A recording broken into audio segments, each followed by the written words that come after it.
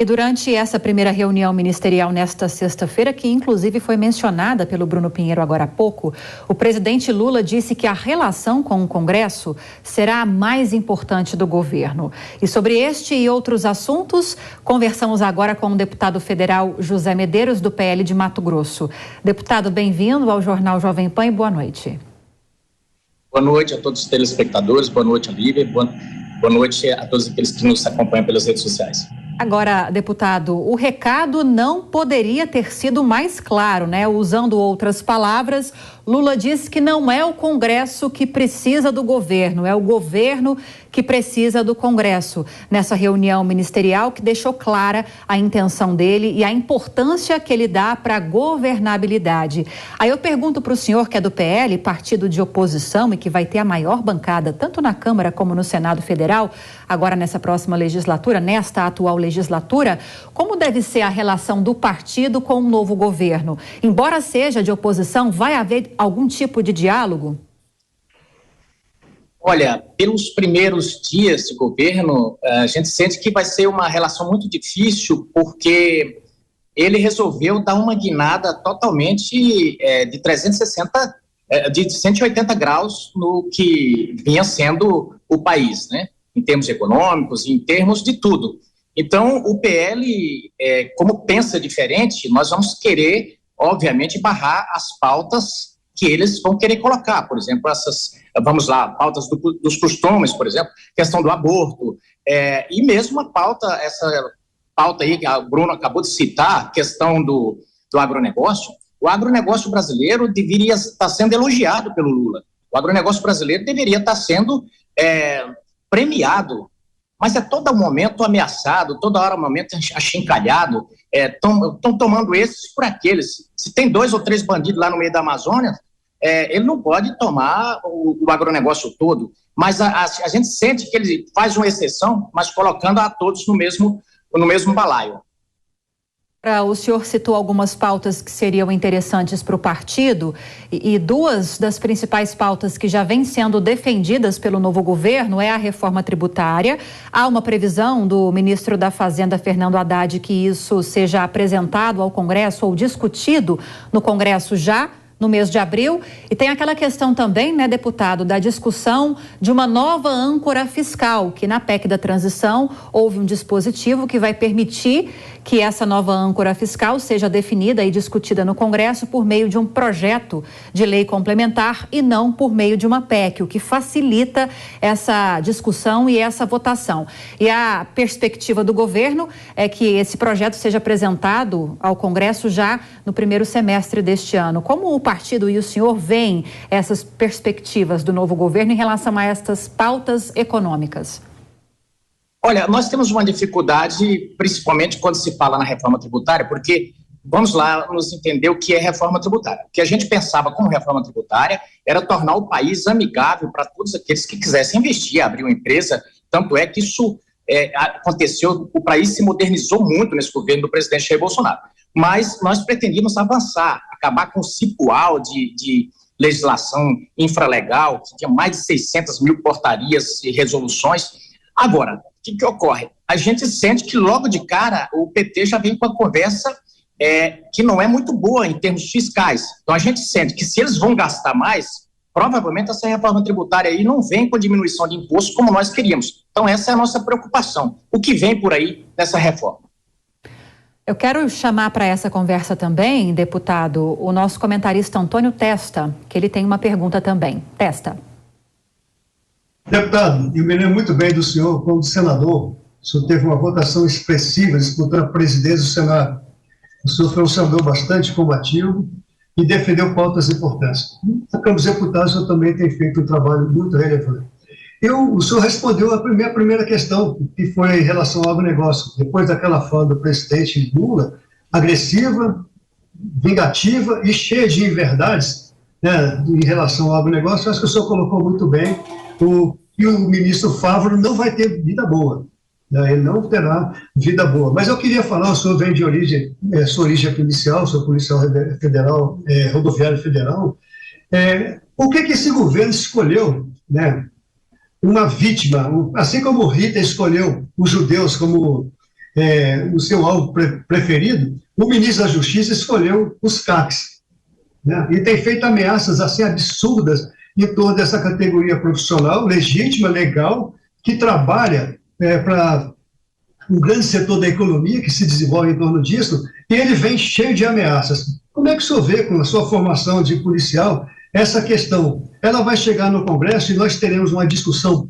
imparcial, ou vai ser uma discussão ideológica, tentando prejudicar uma categoria para justificar uma ação ideológica que começou lá no governo Lula, no primeiro mandato dele, quando o Márcio Tomás Basso era ministro, e criaram aquele fake que foi o Estatuto do Desarmamento, aquela campanha toda, e que 67% da população foi contra depois o desarmamento, e agora querem retomar com outro discurso, pegando essa categoria profissional, que são os CACs, como boi de piranha. Queria que o senhor me falasse um pouco a sua impressão sobre isso.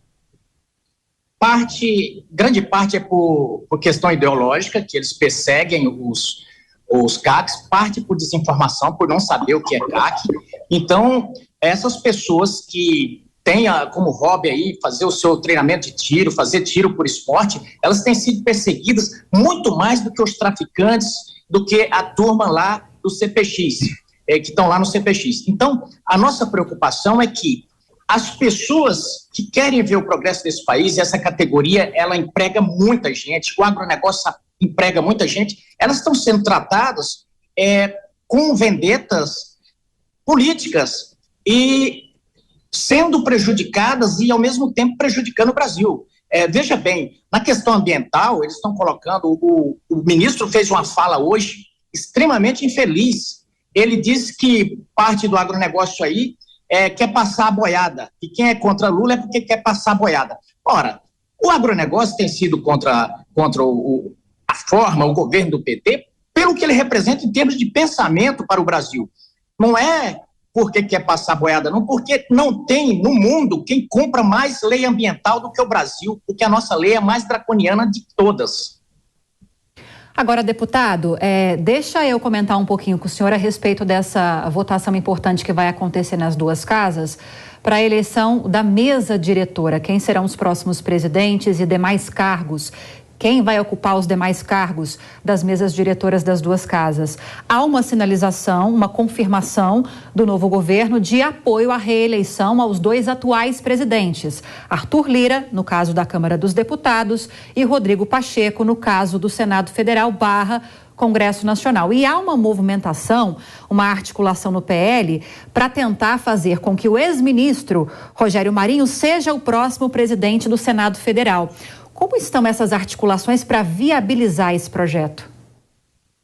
Olha, nós estamos muito focados em fazer isso, porque não é só questão do PL. O Brasil precisa ser pacificado e não tem como continuar com o presidente Pacheco, porque ele tem sido extremamente, vamos dizer assim, pacífico com os desmandos do ministro Alexandre de Moraes. E o ministro Alexandre de Moraes tem sido um ponto de conflito com a população brasileira, com o legislativo. Então, nós queremos acabar com isso, colocando um ministro um presidente do Senado que possa reequilibrar a balança dos poderes.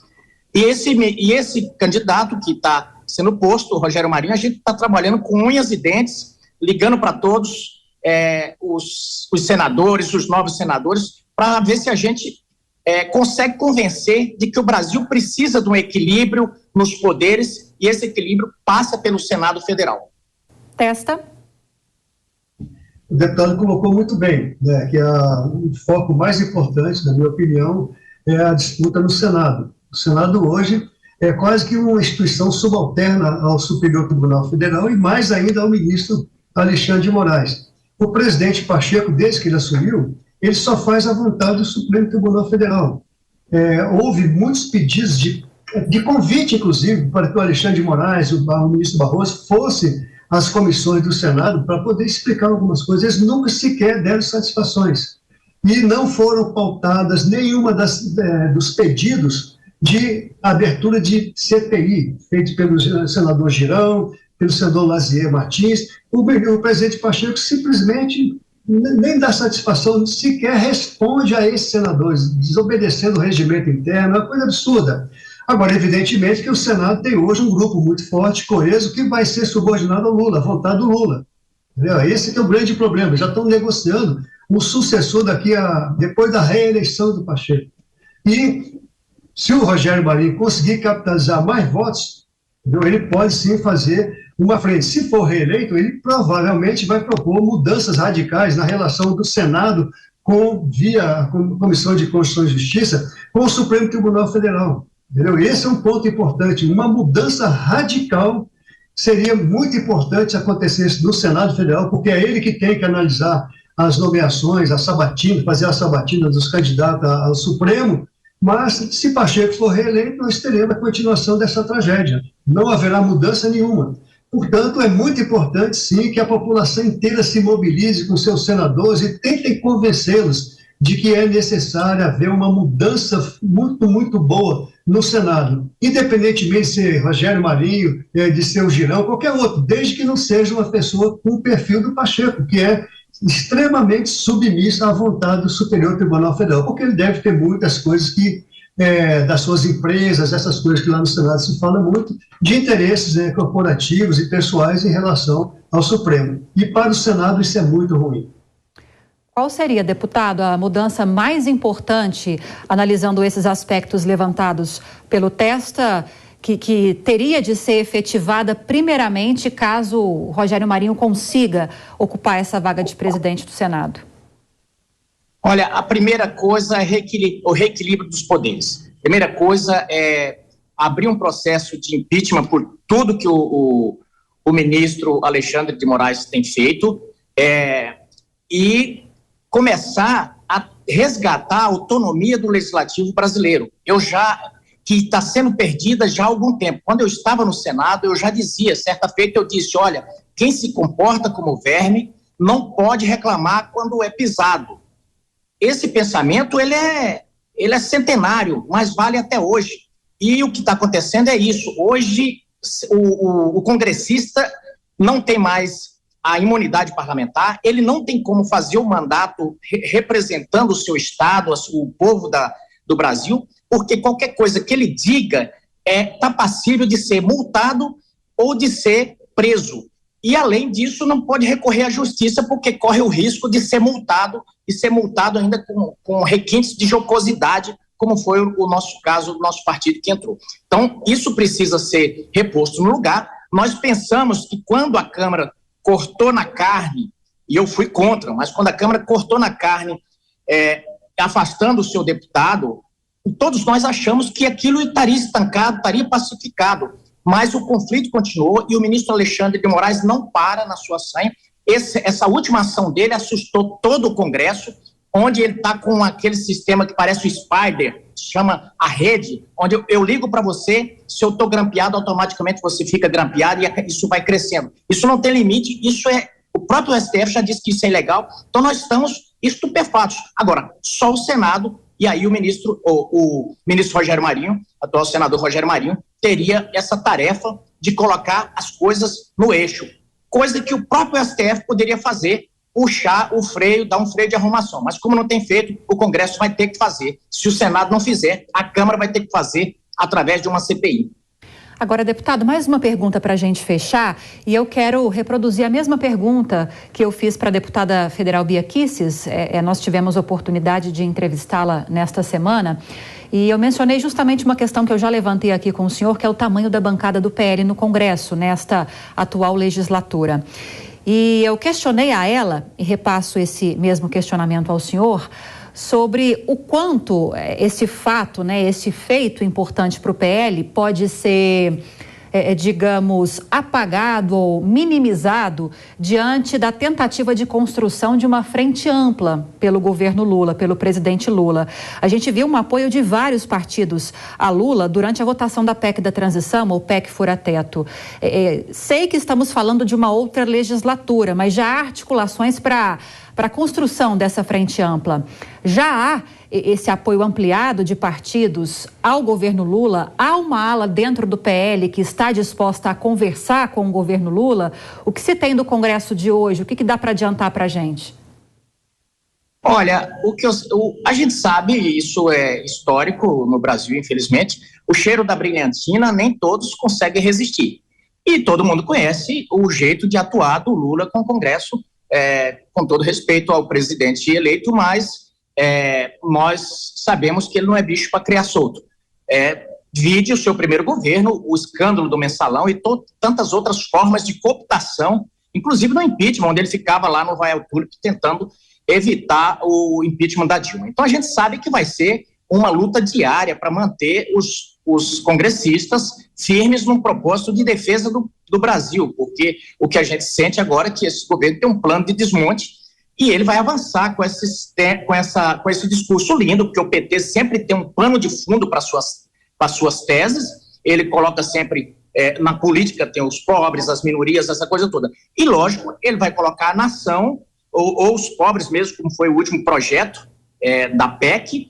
Então ele vai colocar para justificar uma frente ampla, para tentar justificar que um deputado de oposição venha apoiar o seu governo. A gente vê que isso já começa a fazer efeito no Senado, onde alguns senadores do nosso partido, a gente já sente que já estão custeando o alambrado. Agora, na parte da Câmara, a gente sente mais firmeza da bancada, e a gente espera que, com a vinda dos novos eleitos, isso se torne firme e a oposição possa ser bem organizada e com um projeto bem firme para contrapor esse governo.